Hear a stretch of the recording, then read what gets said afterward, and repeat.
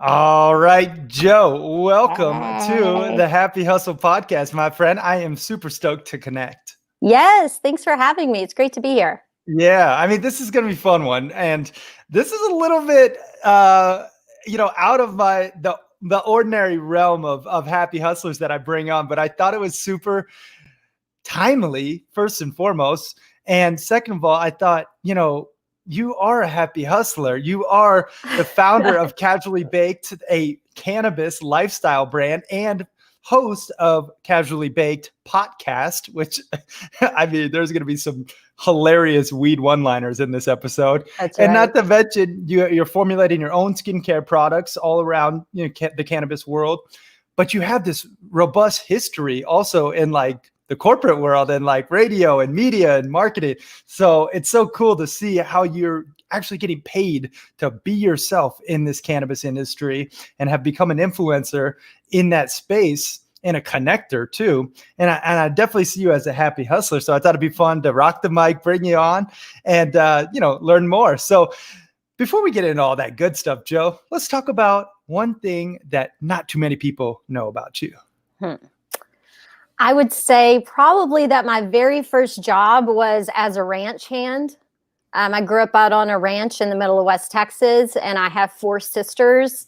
And so because there were no boys around, us girls got put to work early. So I can drive a tractor. I know how to build fence. I can work cows. I can ride horses, pick watermelons, you name it. Like I rolled up my sleeves and got it done.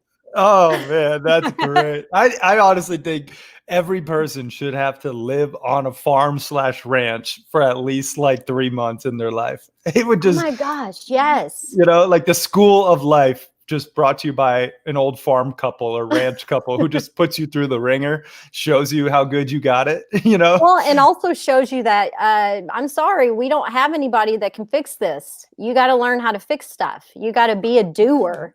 You can't just call somebody. A repairman doesn't just show up out in the country. Yeah, so true. It's a great lesson, and that's so cool. I know we have that in common, just growing up in rural areas and the value of hard work and having discipline and a blue collar mindset to not only, ranch life, but also, the entrepreneur world. Mm-hmm. And a lot of times I think that is one of my differentiating factors to being successful is having that blue collar work ethic and just getting her done, and 100%. I think you got the same.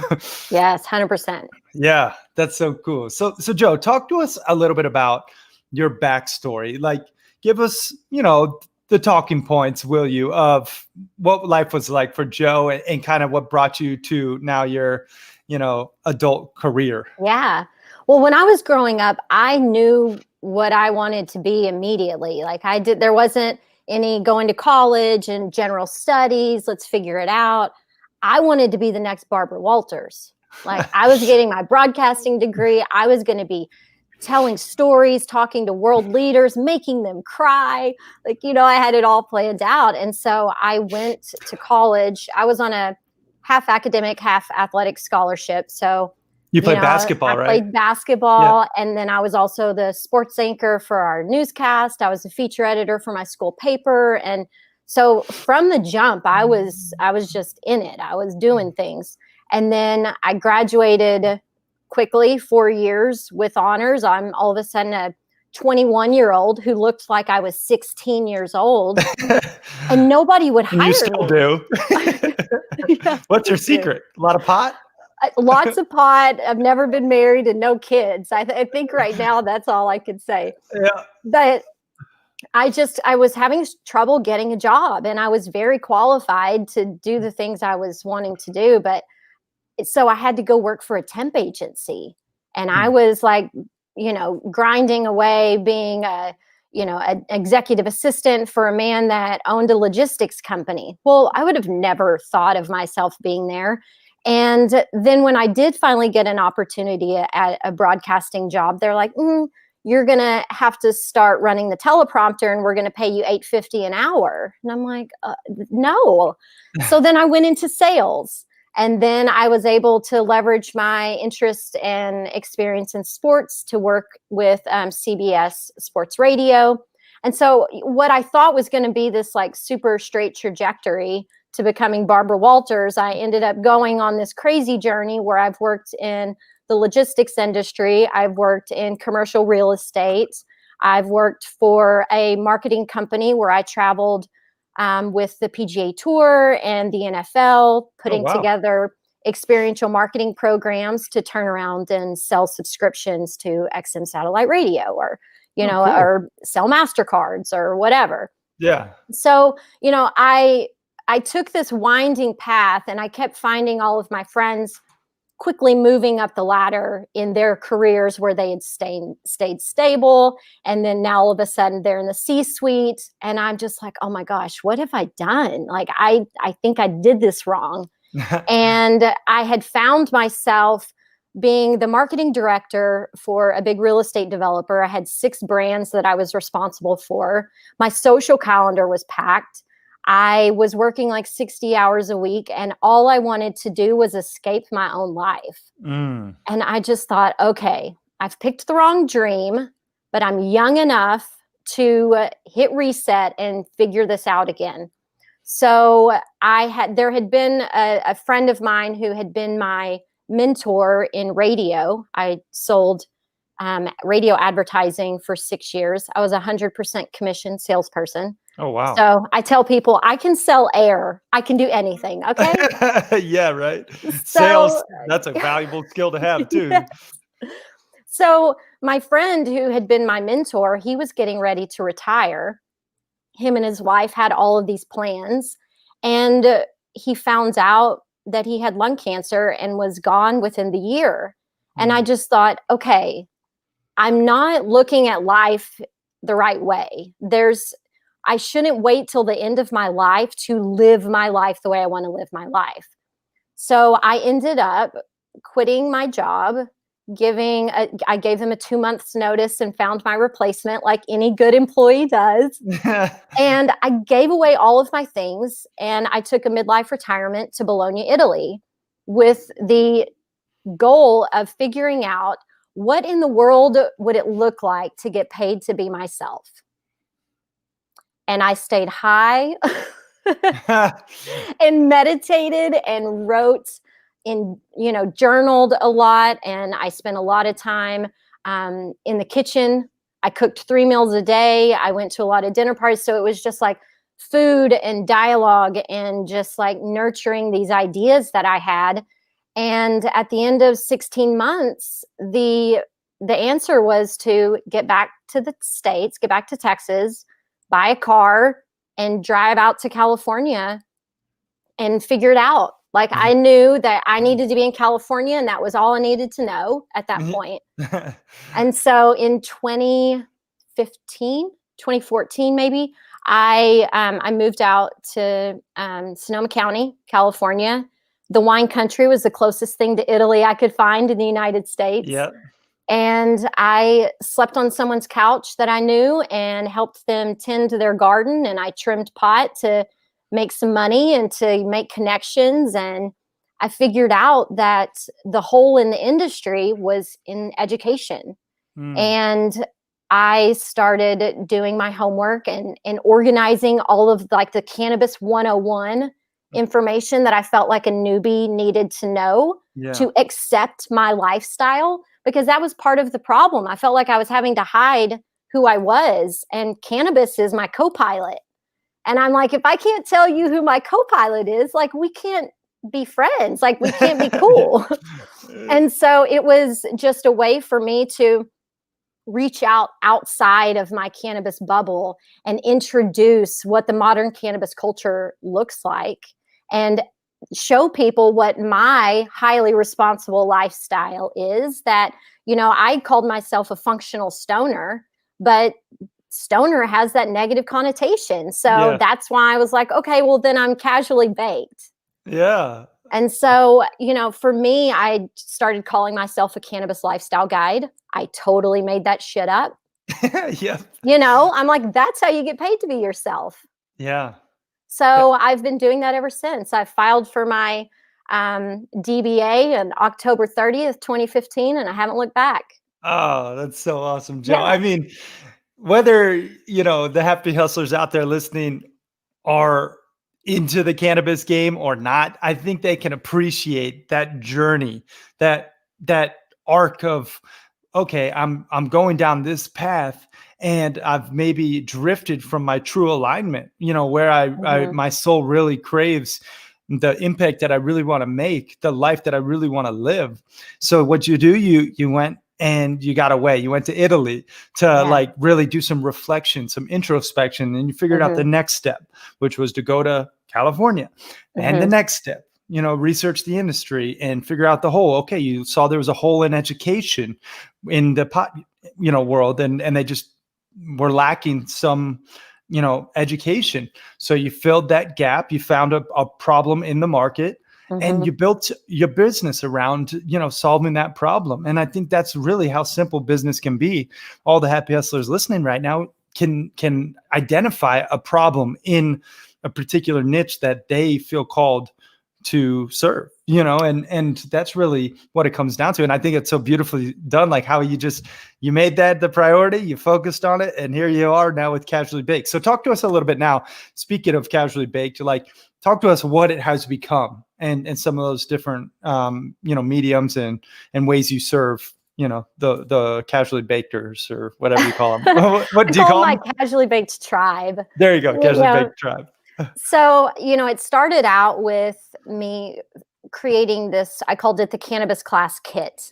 And so it was a resource guide. It was, I called them Be Well one sheets. So, something just snapshot of information on migraines and cannabis, or, movement disorders and cannabis, or, women or whatever. So all the different things I felt like people had issues or questions around, how could I easily create this information? Well, I created it, but like we have learned, our attention span these days is short to none. And so while I thought creating this almost like Cliff's Notes version of cannabis, they still weren't reading that. So then I took that information and I created snack size videos for everyone. I'm like, all right, well then here's your little cannabis Scooby snack. And I learned that worked better. People appreciated having that, digital cannabis class. But more than anything, I realized that people needed to see themselves in that space. And so how are people just like me incorporating cannabis into their lives in a meaningful way? And that's when I was like, Johanna, you have a degree in broadcast journalism, and you should just plug a microphone into your laptop and see what this podcasting thing is all about. And I realized that by doing that, I invited people into dialogue with me. And I started getting really long letters, longer letters than I've ever received from a lover, from men and women who had real questions and, wanted to just tell me their whole story. And my dad always told me, Joanna, you have a gift for touching people's hearts by telling stories. And it just, I feel that every single day. I had a letter I got yesterday, and this woman is telling me about the situation with her father's health, and that her mother is not okay with cannabis. And she was like, if anybody can help my family, it's you. And I'm just like, yes, I will help your family. Like, let's do this. And so it feels really good to have transitioned just from like creating some product, something, but to turn my business into a service. I mean, I started out this podcast 3 years ago, and it truly was an act of service and an experiment, Creative passion project, as many of them start. Yes. But now I just feel like I can't not do this. This means something to way more people than me now. And I think that's an important thing for entrepreneurs is like, when you are getting paid to be yourself, you are going to work harder, but it's through the passion and the love and the drive and the commitment versus I have to get this shit done. Yeah. Oh, so true. I mean, a lot of people start off probably for the freedom in terms of finances, right? Like they're like, Mhm. okay, I want to, and I just talked to Dave Ruel about this, author of Done by Noon and multi-million-dollar entrepreneur. And he was like, people crave 3 different freedoms. They crave financial freedom, time freedom, and creative freedom, and creative freedom is what you're talking about, which is like, Yes. you're doing now the podcast, this casually baked podcast that you have that, gets downloaded thousands of times in places all over the world, helping people understand cannabis and how it can be beneficial to their everyday life. And Mhm. now it's bigger than you. It's bigger than even your message. Yeah. It's a movement. And I think that's what is so cool about, creating something of meaning and happy hustling, your own dream reality, because it starts out potentially as like, okay, I'm just going to put my own oxygen mask on first, take care of myself. Yeah. But then you realize the true fulfillment comes when you serve others. So great Yes. points there. And the other thing too is like, the skincare line. Yeah. That's my like, okay, I need mailbox money Mhm. that will give me the time freedom so Mhm. that my creative freedom can be, I want to write a children's book. I want to do this. So, it's like you play with the different, foundational pillars of your business to create those 3 types of freedoms for yourself, I think. For sure. I think what you touched on is, you have this whole line of products, based around CBD and the cannabis world. I'm interested to kind of dive into your process, and how you formulated those. But the point My is, best friend's a PhD formulation scientist, so oh, well, I there you just go. told her what I wanted, and then she did that. Well, that's a great friend to have. Yes, it So, is. Yeah. yeah. So, but the point is, what your mind is essentially saying, I need scalable income that I can automate in order to fulfill my passion. Yes. And you can also get fulfillment from creating those products because they actually help people. So if you guys are out there listening to this thinking, well, I want to write a children's book or have any other type of creative project, if it's an online course or a video series or a TV show or a movie, but you need to fund it. You need to have one foot on the floor and not the whole head in the sky. And you need to really think about, okay, how can I make money and fund this project? And I think Tom Bilyeu from Impact Dairy said this really well, and it stuck with me. He said, if you want to control the art, you have to control the resources. Yes. And 1,000% right. that. And that's for me. I know I'm going to star and write and direct and produce my own whole film series. Like that's already a goal in my mind. And I've already been writing the screenplay and it's coming to fruition, but I know I want to control the resources because I want to control the art. So you're doing the same. You want to control, the art of your creative flow.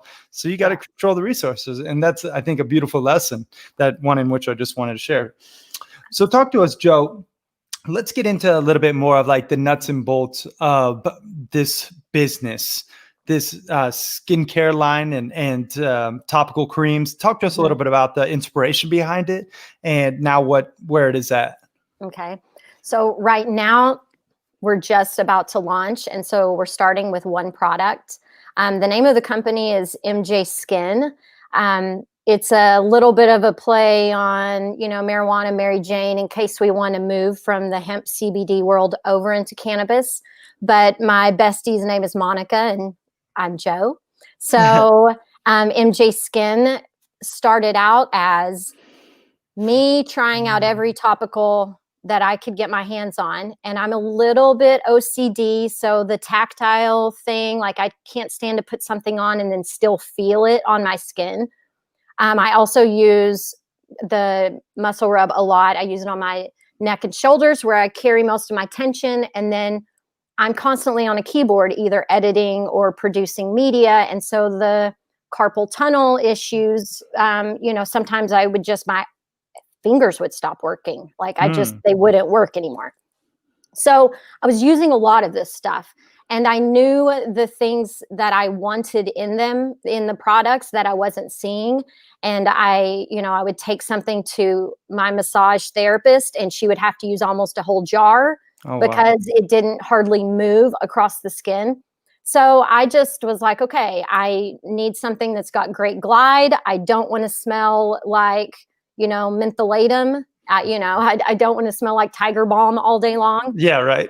And and also I'm allergic to cannabis, strangely enough. Really? So yes, You and I tell learned. me, Joe, host of the podcast, Casually Baked, is allergic to Yes, cannabis. What? yes, I know.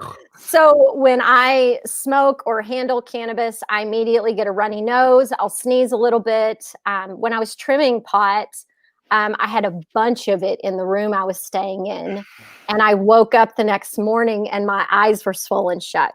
Oh my goodness. Yeah. So what happens with topicals is, they put like 1,000 milligrams of CBD in something and, like coconut oil. And then they sell it for $1 bazillion to you. Yeah. Well, that much CBD on my skin gives me a huge rash and makes me itch like crazy. So it was, how can we use less of the active ingredient, but pair it with a bunch of other ingredients that also have pain relieving, anti-inflammatory, skin soothing properties. And so that's where I needed Monica to help me pull that off. And then my massage therapist, her name's Drea. I call her Dr. Dre. Yeah. And so we pulled Dr. Dre into the mix and we would test stuff out. And, your massage therapist, if they're rubbing something on you for an hour, hour and a half, they're going to tell you if the smell is overwhelming or if, so she helped us. We fine-tuned the scent, we fine-tuned the glide. And now we have MJ Relief is the name of the product. And as far as I'm concerned, it's the best muscle rub on the market. Love it. And where could people go to get that MJ Relief? Because I know I want to try some. So mjskinrelief.com is the website.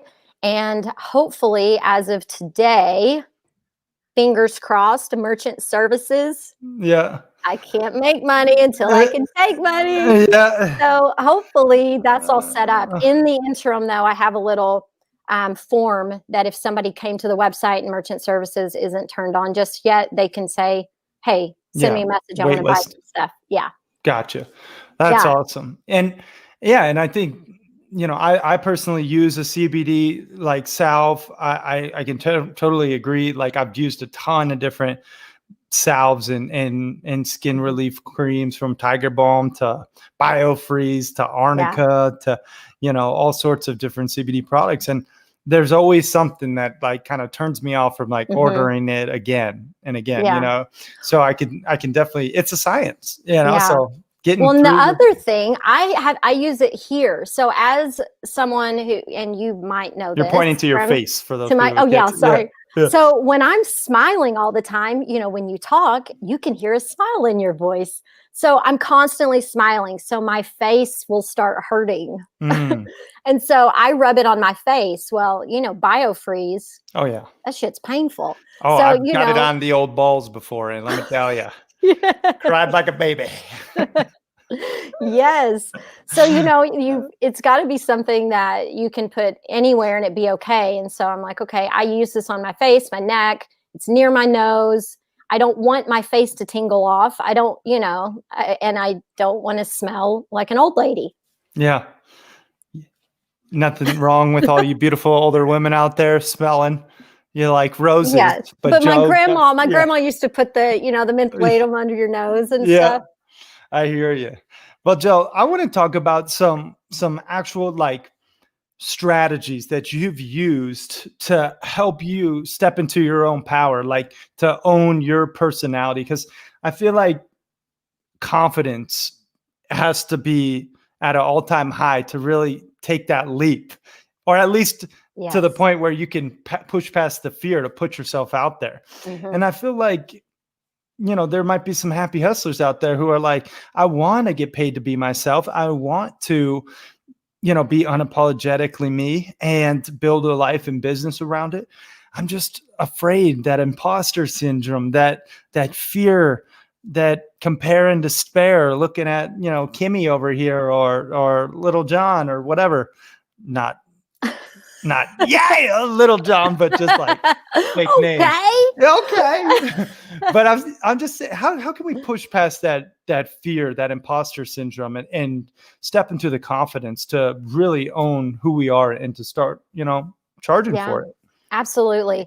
I think part of it is the solo exploration, the willingness to be out on your own and to be away from the crowd, to be away from the popular idea and concept.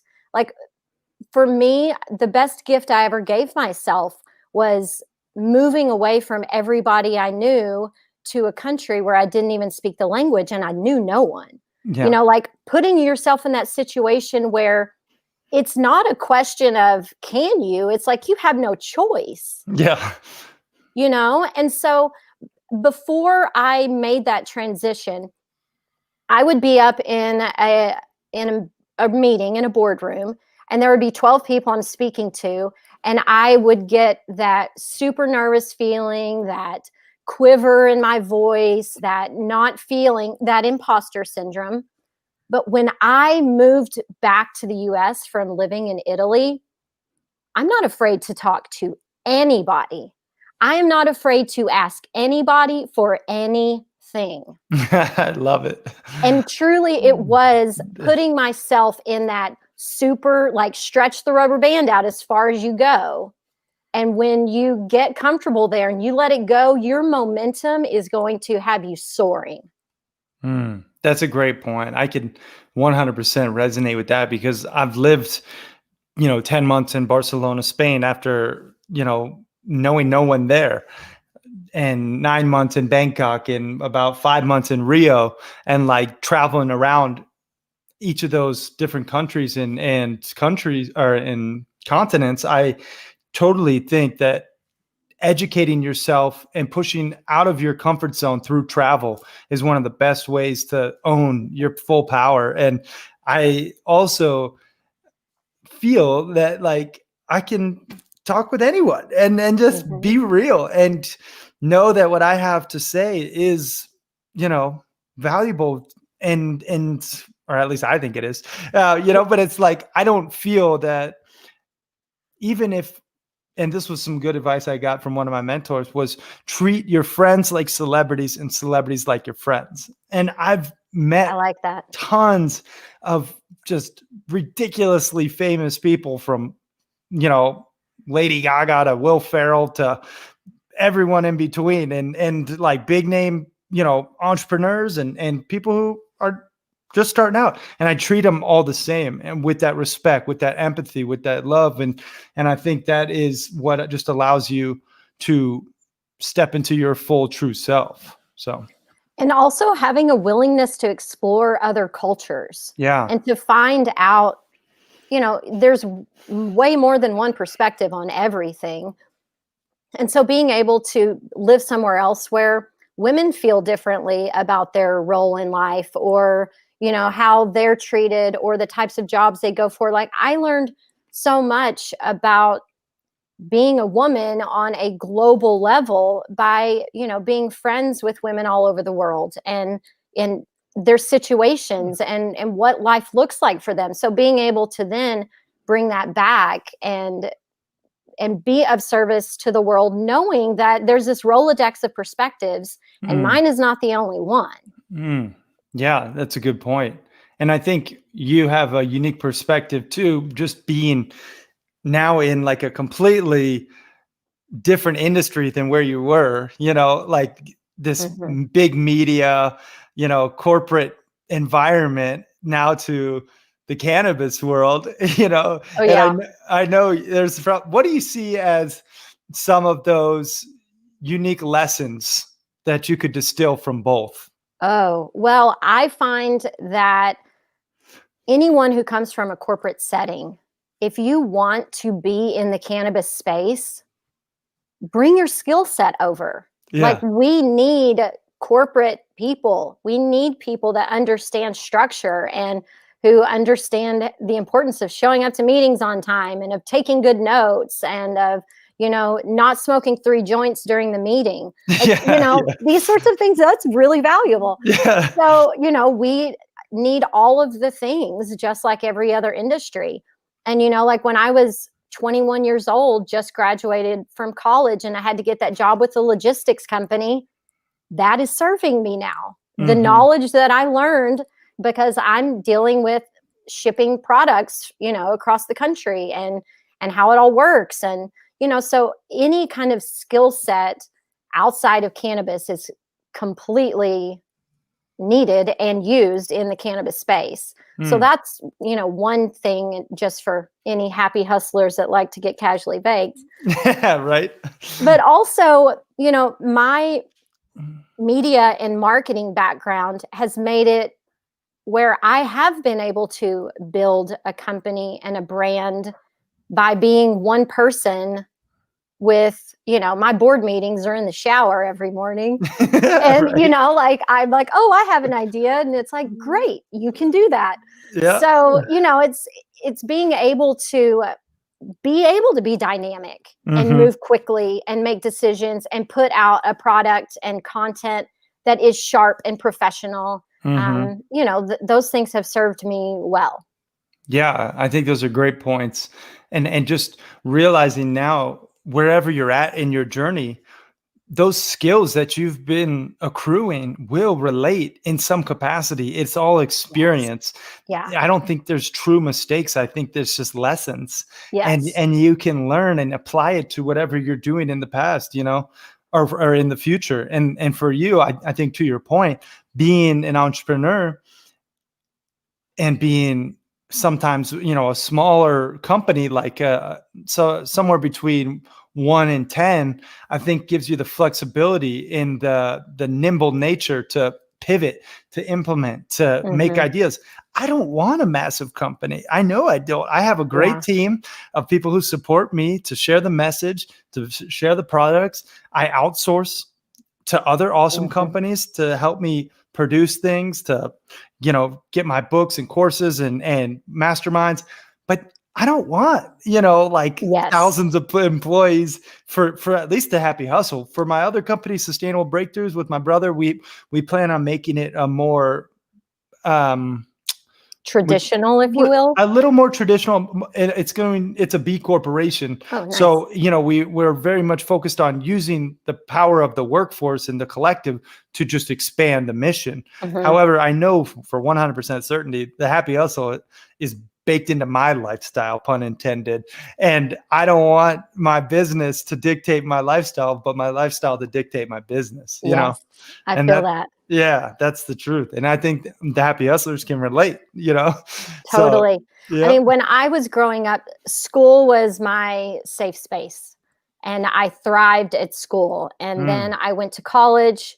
4 years, I was like, I've had enough school. Yeah. And my life became my master's program, so to speak. All my friends, they stayed in school, get their master's, maybe a PhD, whatever. But, for me, it was talking to strangers, traveling, staying curious. I mean, life in general has been my educational roadmap. And if when you're in it and you're at a place where you're having to make a decision, it's like, I believe that whatever decision we make is the exact right decision. Because then at the end of your life, when you zoom out, you're like, oh my God, what a beautiful roadmap for life. Like, I would never knew that all of this would happen, but every one of these things was important to get me to where I am. And so I think a lot of it is just allowing yourself to be in the flow and just, make a yes, a hell yes, and a no, a hell no, and go with it. Preach it, sister. Love it. Let's talk about some tangible Happy Hustle hacks. And I think this is a part where usually, when I'm interviewing Happy Hustlers, I like to talk about health in terms of like their personal routines. But with you in particular, I want to talk about like a 2-part health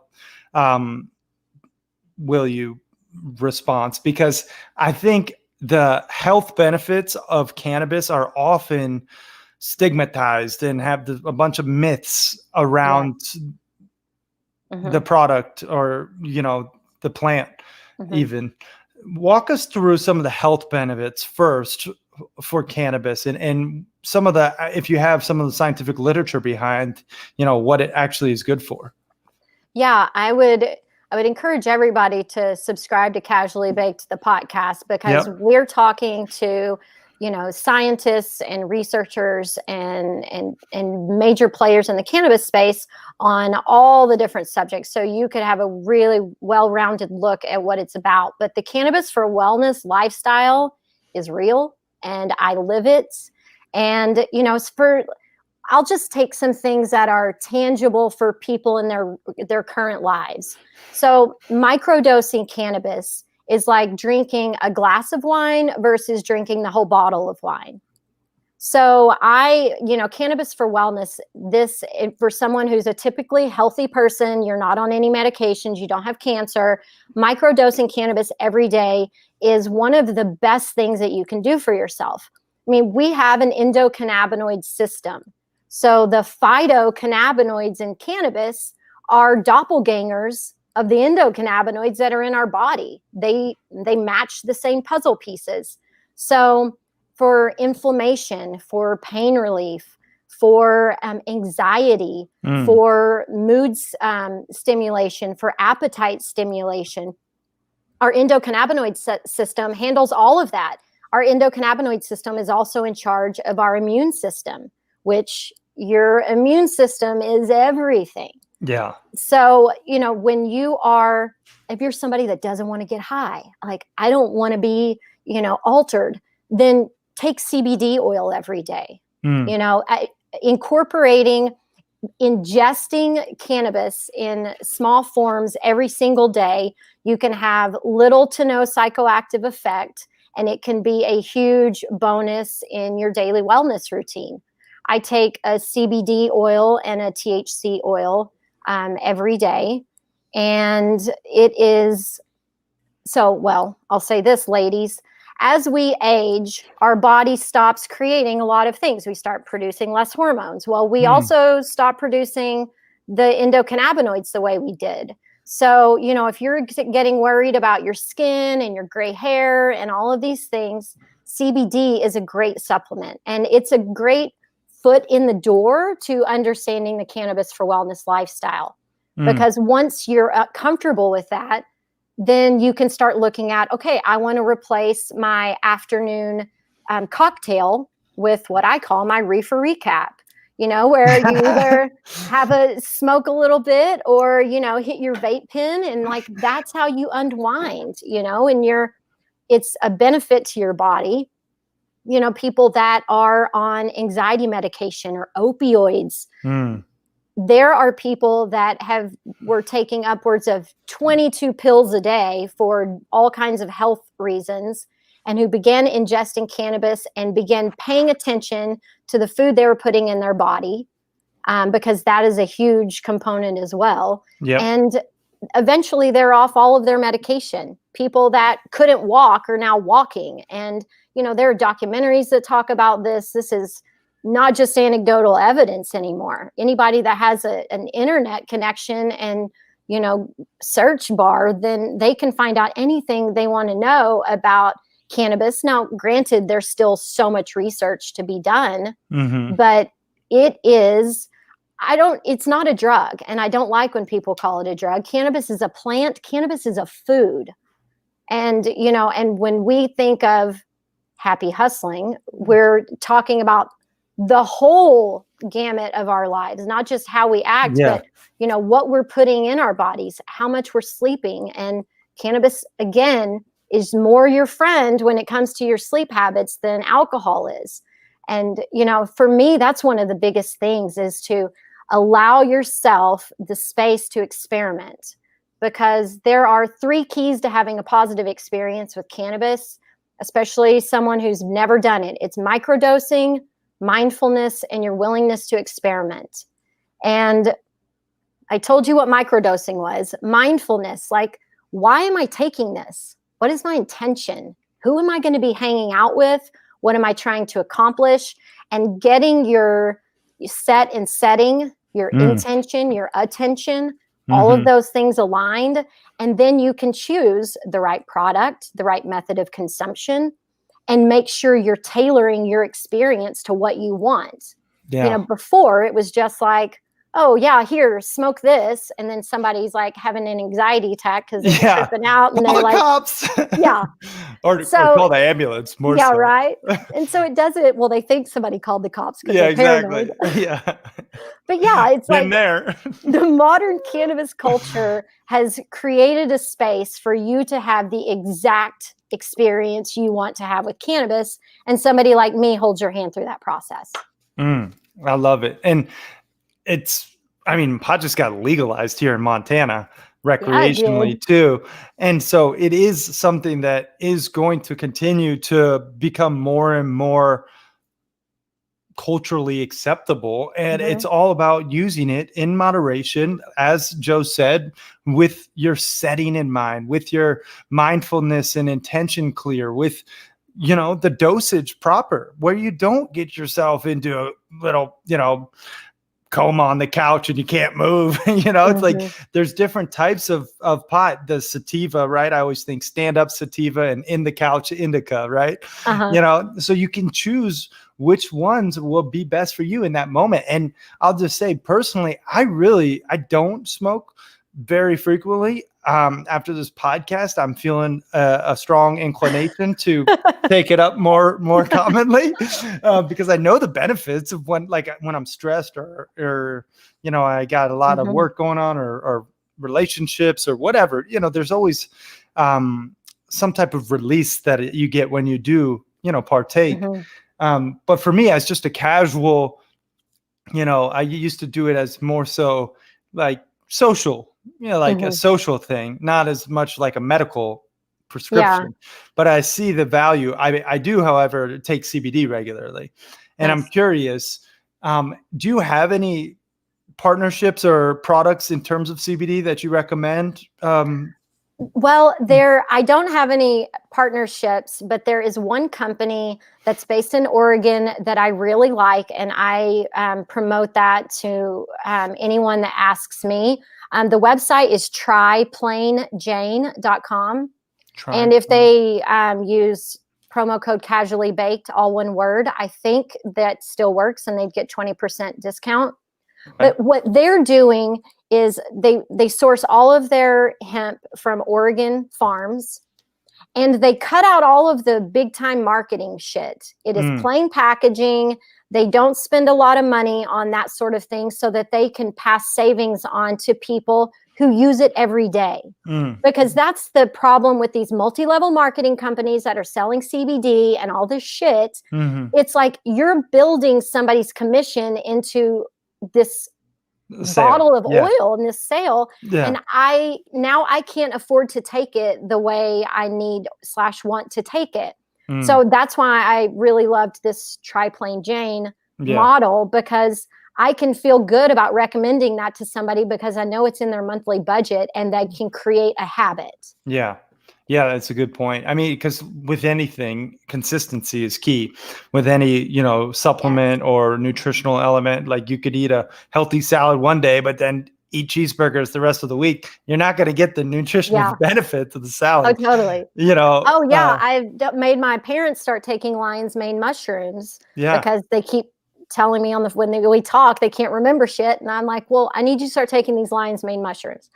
So within like 3 or 4 days, my dad's like, they're not working. And I was like, bro, give it time. You have to take it every day for a while. This isn't a quick fix. This is the rest of your life. Take this. Functional mushrooms are another great point. I take functional mushrooms in my coffee every day with Laird's superfood products. I like those a lot. But I've taken, there's a lot of that can be packed into health. It is just the overarching theme here is consistency. Now, speaking of, we kind of have the health basis of cannabis and how it can help people. Do you have any health practices that you use that you could share with the Happy Hustlers? Yes, and I'm glad you asked. Because I think the most important thing we can do is eat for our genes. And I think epigenetics are the most important thing that I have learned about health and wellness over the past 3 years. because it's not about promoting a keto diet or promoting the intermittent fasting. I went and got the genetic testing done, and I'm like, I don't give a shit what everybody else is doing. What's good for me? Yeah. And I had my endocannabinoid panel run, so I know exactly how cannabis interacts in my body. I know that I metabolize it faster than most people. I know that I have a higher tolerance than most people, which makes a lot of sense to me when I look back on my life. And it makes your eyes puffy. Yes. And, I know exactly how much sleep I need every night. I know the types of foods I should be eating. So what I would recommend to everyone is stop paying attention to what everybody else is doing and find an epigenetic coach. And I used a Puron. Dan Stickler. Yes. Yeah. I've had him on our last podcast. Great dude.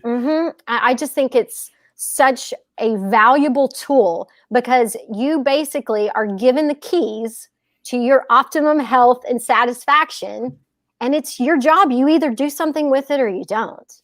Yeah. Good point. I mean, working in a high-end biohacking company for 3 years, we would always live by the phrase test, don't guess. And that's what you've done is test your epigenetics.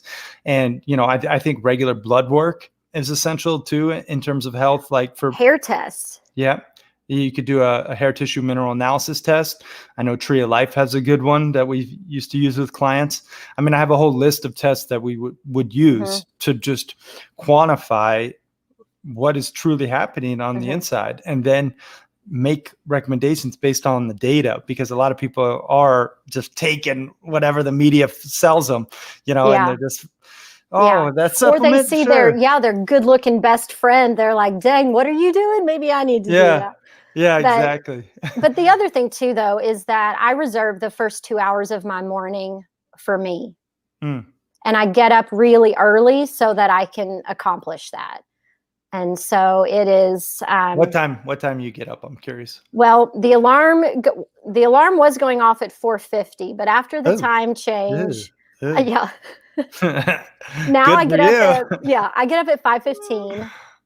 And, I try not to schedule any meetings before 7:30, and, working with people on the East Coast, that my bank's on the East Coast, some of my colleagues are on the East Coast. So you have to be prepared to have a meeting at 7:30. So you need to have the sleep out of your eyes and have meditated and had breakfast, had your coffee, try to do a little qigong, a little movement in the morning, get my energy flowing. But the very first thing I do when I wake up in the morning is I listen to Abraham's Morning Rampage. Do you have a link to that? Where could people? I will. I'll send it to you. We'll put that in the show notes. I'm curious. Yeah. So it's like between 10 and 15 minutes. And the very first thing I hear is, Esther Hicks saying, "It's a good morning. It's a really, really good day. It's a good day." You're going to, and just having this, just absorbing this information first thing in the morning. And then I have my own little mantras that I say to myself before I get out of bed. Nice. Yeah. And so I may not get out of bed until 5:45, but, I've spent 30 minutes having conversations with my higher self and setting my intentions for the day. Yeah, love that. I think you win the day in the morning. And, personally, I'll tell you, I'm not a hero in the morning. I'm a more of a 6:30 type of guy. But I used to, back in my prime, 5 o'clock club I was a regular participant, but I'm perfectly happy hustling at 6:30 now. Well, and you also have a partner, when you have the house to yourself, you're not having to keep in mind or perspective anybody else's wants or needs. You can just be selfish and do exactly what you want. So my situation's a little bit different. True. I like snuggling. So, I do too. I just don't have anybody to snuggle with. Guys, is there any happy hustlers out there who want to be casually baked with Joe? Come on. Yeah, who wants to snuggle? Right? You might get a boyfriend out the deal. I don't know. Will I have to pay you for that? Yeah, 10%. Every dinner bill. Anyway, let's get into some spirituality. You mentioned it, and I'd like to talk about it. And the podcast episodes that I do just bridge the topic. And for you, it's a lot easier because we're very open, and some may even say woo woo. However, I think spirituality is essential. You have to have belief in a higher power in some regard. As we live this human existence, we are spiritual beings. What are some of your tangible, practices around spirituality? I call them happy hustle hacks, but what are those things that you do on the regular and that maybe the happy hustlers could learn from? Mm-hmm. When I was mentioning the mantras that I do in the morning, that is part of my spiritual practice. And, it's, I am loving awareness, and I am in vibrational alignment with truth. I know who I am in truth. I know what I am in truth, and I know how I serve in truth. I am here, I am here, I am here, and I am free. This is every morning. And this is every time I'm finding myself in a situation where I feel uncomfortable, or I feel nervous. I mean, I live in downtown Oakland. Sometimes I might be walking home a little later than I should be or something. And to be able to know that there is some sort of foundational higher connection, that I feel safe all the time. I can just say, I am safe. I am safe. I am safe. And I know I am safe. And somebody that isn't spiritual, they're like, you are a little girl to be walking around thinking that's going to keep you safe. You need a gun. Yeah. And, it's just like, I believe deeply in the godliness that is in all of us. And that if I run into a situation, I feel that I have the power inside of me to handle it in a way that is graceful, and that is loving, and that is kind. And nobody can convince me that if I am not extending grace, love, and kindness, that good things aren't going to happen. It's just, it is. It is. Yeah, for sure. I mean, you have to, be responsible for your own self-talk. And I think when you can, at a subconscious level, tell yourself the truth and also repeat it in a way that manifests, then you start to live in an enlightened state, and just trust the universe, trust in karma, and and ask for help. Yeah.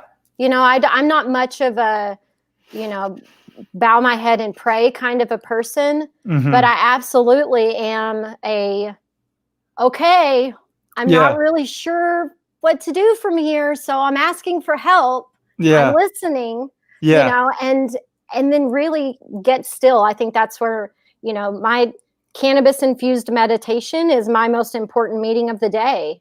And I think, it's microdosing cannabis. If you smoke too much, you might have trouble meditating. Yeah, right. But, just asking those questions, allowing myself to ask for help, because I think a lot of people who are the types of people we are, it's difficult to ask for help. And so you end up shouldering a lot of burden. And if you do find that place of fluidity in your spirituality where you can just have an open dialogue with, God or universe or whatever you call it, and then just get still and wait for the download. Just be open to the download. Yeah. And, a lot of times it's all of a sudden you feel like you have a great idea, or, all of a sudden something really clicks. And to me, that's universe answering my question. Yeah, love it. And that's exactly my fiance, Steph. She always is recommending I connect with my spirit guides and my angels. Why don't you just, ask for help, ask for guidance? And it's so true. Once you ask and, allow for that space, you'll receive guidance. I mean, so that's great. In terms of, I'm going to do a hard U-turn here. Okay. In terms of like entrepreneurship, Do you have a happy hustle hack? I know you've built companies. I know you've probably made mistakes in the past. Do you have a happy hustle hack for entrepreneurship that you could share with, the happy hustlers out there? I think for me, what it mostly has been is just telling people, saying it, putting it out there, and then like kind of putting myself on a spot to get it done. Yeah. I think that's one good one because I'm a doer. I don't want people to be like, oh yeah, she just talks about shit. She doesn't do shit. And so that's one of them. And the other one is to find, when you don't have money, find strategic alliances, find strategic partnerships. You need help with marketing, but you're great at logistics or accounting or something. Find someone that vibes in your space that you can do trade with. Yeah. Because I've been bootstrapping for a really long time and I've gotten really creative and I've, traded coaching sessions with people who helped me do things, or just being a kind, easy person to work with will get you a nice friends and family discount. Yeah. And one of the biggest things is be somebody that you want to hang out with. Yeah. Do you pass the beer test? I always would say in business, like, would I want to get a beer with you? If not, I'm not going to work with you in any long-term capacity. So but those are great. Those are great advice. I mean, like strategic alliances and partnerships, you can get so far by just aligning yourself with the right people. So great points there. Joe, we're going to take a quick minute to thank this show's sponsor, and then we're going to get back with the rapid fire round. All right. All right, Joe, we're back with the rapid fire round. And this is basically where I just ask you random questions and you answer honestly, first thing that comes to mind. Are you ready? All right, I think so. All right, favorite movie, go. Ferris Bueller's Day Off. Nice. Favorite food? Pasta bolognese. Favorite book? The Book of Love and Creation, a channeled text by Paul Selig. Ooh. What is your spirit animal? A dragon. Best business advice? Do what you love. Make work play. If you could have one superpower, Joe, what would it be? Teleportation. Favorite cannabis product? Ooh, I like a nice live resin concentrate. For those of us who have no clue what that is, what it's live resin. So the flower, as soon as it's picked from the farm, it's flash frozen. Oh. So all of the terpenes and cannabinoids and all the good stuff is preserved. So when you get it, it is fresh and it tastes amazing. Oh, wow. All right. One word you wish to be synonymous with your name for the rest of your life. Courageous. 3 things you're most grateful for. My friends and family, my love for change, and that cannabis is my co-pilot. Oh, great. Love it, Joe. Joe, before we ask the final question, I just want to acknowledge you for sharing your love, your light, your wisdom with the Happy Hustlers. This has been a really entertaining and highly informative, highly, pun intended, informative episode on the Happy Hustlers podcast. Now, where can people go to find out more about you, to learn about what you are up to with Casually Baked and listen to the podcast? Give us some links. Yes, I tried to keep it easy. So I am at Casually Baked on Facebook, Instagram, and Twitter. You can subscribe to the Casually Baked YouTube channel. And I am casuallybaked.com. You can find me there and book a cannabis lifestyle session. You can purchase the cannabis class kit. You can sign up for the free Cannabis 101 video series. And you can also submit your Canna Curious questions, which we answer each week on Casually Baked, the podcast, which you can find anywhere you listen to The Happy Hustle. Awesome. Podcast, Canna questions. Casually baked. This has been just a one-liner's dream. I hope you trademark all of those. Well, casually baked is the only one currently trademarked. Oh man, maybe I shouldn't have told everybody you that. better jump on those. So, yeah, there's some trademark thieves out there. That's hungry. right. I am in the business of can of confidence. Just throw one more out there. No. Joe, this has been great. Final question. What does happy hustling mean to you? Oh, happy hustling to me is living life in the flow and getting paid to be yourself. Mic drop. This has been great, Joe. Thanks again. Thanks, guys, for watching and listening. We're out.